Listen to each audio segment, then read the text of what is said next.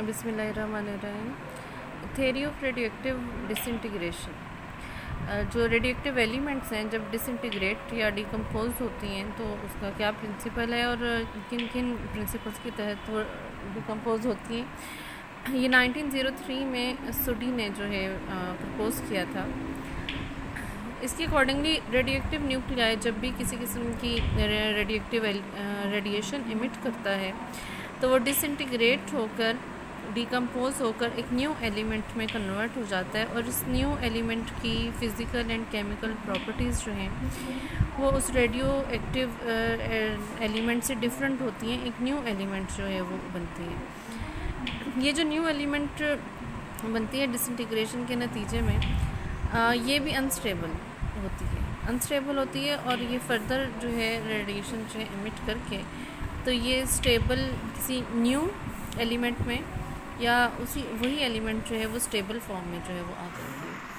तो ये हमारे पास जो है इसकी थ्योरी है।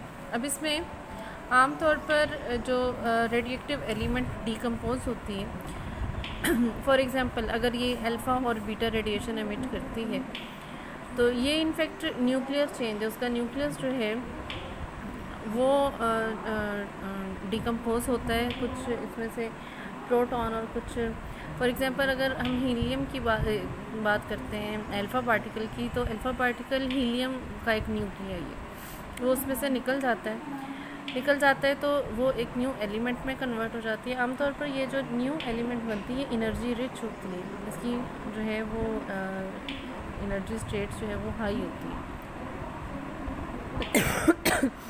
तो ये हाई एनर्जी रेज़ ख़ास तौर पर गैमा रेज़ जो है वो इमिट करके तो ये स्टेबल फॉर्म में आ जाती है। अब इसमें हमारे पास जो अल्फ़ा और बीटा रेडिएशन का इमिट होना है, न्यूक्लियस का डिकम्पोज होना, ये प्राइमरी इफ़ेक्ट कहलाता है। प्राइमरी इफ़ेक्ट के नतीजे में अल्फ़ा या बीटा रेडिएशन जो है वो इमिट होती हैं और उसके नतीजे में न्यू एलिमेंट या न्यू न्यूक्लियाई जो है वो बनता है।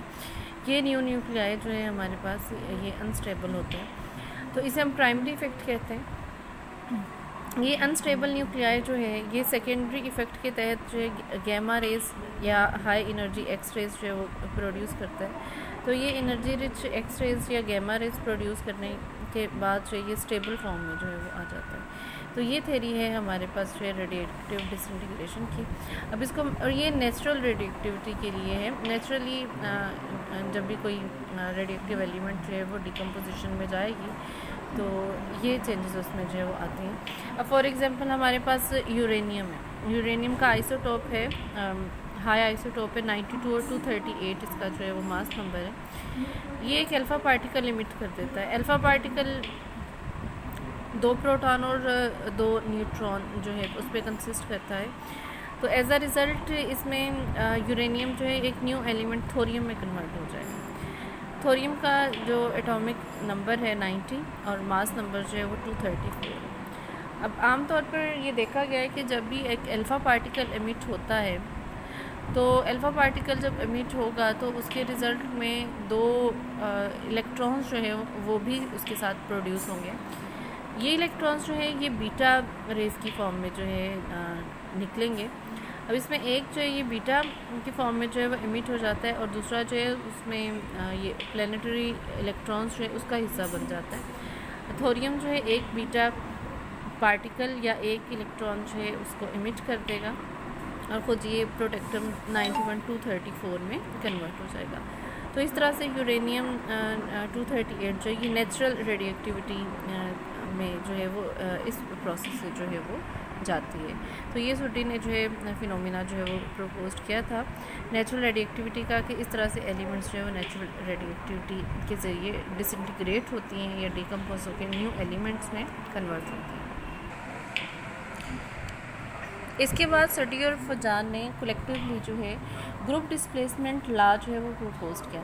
ग्रुप डिस्प्लेसमेंट लॉ जो है वो ये स्टेट करता है कि जब भी कोई एलिमेंट रेडियोएक्टिव डिसइंटीग्रेशन में जाती है तो उसके नतीजे में न्यू एलिमेंट बनती है। तो जो पीरियोडिक टेबल में उसकी पोजीशन है वो जो है वो डिस्प्लेस हो जाती है। जब भी कोई एलिमेंट अल्फ़ा या बीटा रेडिएशन एमिट करती है तो उसकी पोजीशन जो है वो चेंज हो जाती है।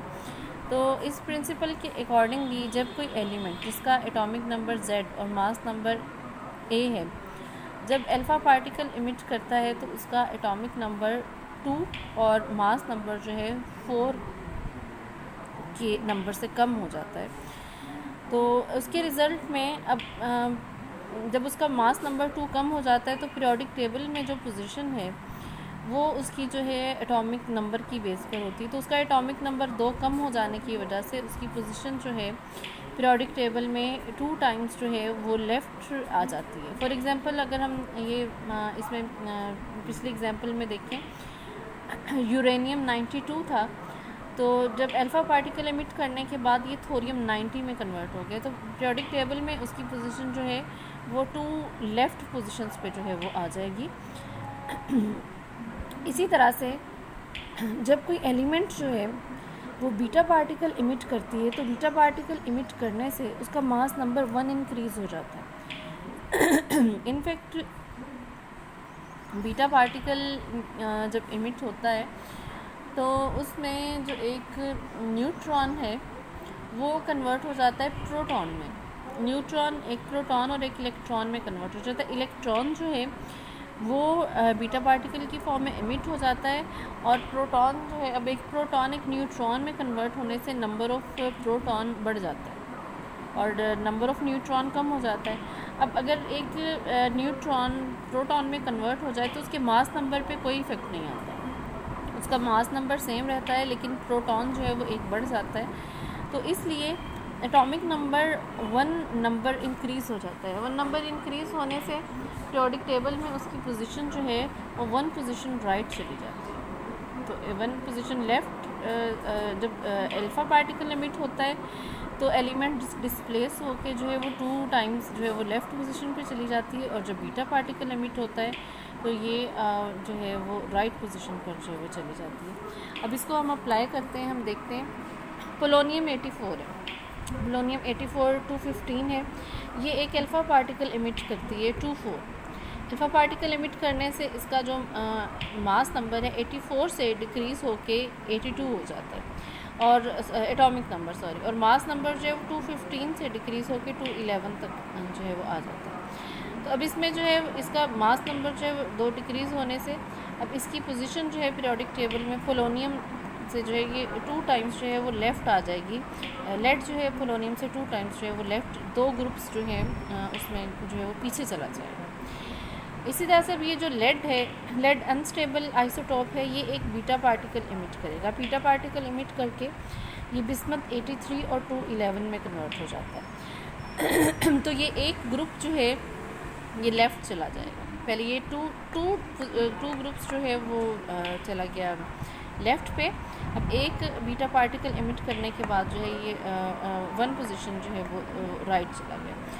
अब ये बिस्मथ जो है एक बीटा पार्टिकल और एमिट करके ये वापस पोलोनियम 84 में कन्वर्ट हो जाएगा। एक बीटा पार्टिकल और एमिट करेगा, एटॉमिक नंबर 1 मोर इंक्रीज़ हो जाएगा, तो 1 पोजीशन। अब ये 2 अल्फ़ा पार्टिकल एमिट करके 2 पोजीशन जो है ये लेफ़्ट चला गया, और स्टेप बाय स्टेप जो है इसने बीटा पार्टिकल इमिट करके जो है ये वापस अपनी पोजीशन पे आ गया, लेकिन इसका आइसोटॉप जो है वो डिफरेंट हो जाएगा। 215 से ये 211 मास नंबर इसका जो है वो कन्वर्ट हो जाएगा।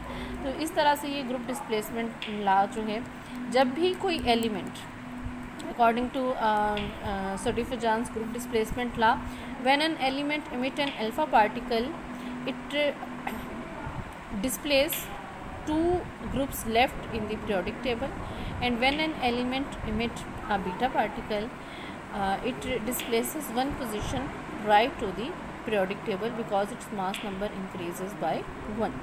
तो ये ग्रुप डिस्प्लेसमेंट लॉ है जो कि नेचुरल रेडियो एक्टिविटी की फिनोमिना को डिस्क्राइब करता है और उसकी पीरियोडिक टेबल में पोजीशन जो है उसको क्लियर करता है। तो ये हमारे पास theory of radio active disintegration है और उसका लॉ है जो कि बहुत इम्पॉर्टेंट है इस फिनोमिना को समझने के लिए और जितने भी न्यूक्लियर ट्रांसफॉर्मेशन होती हैं उनको डिस्क्राइब करने के लिए।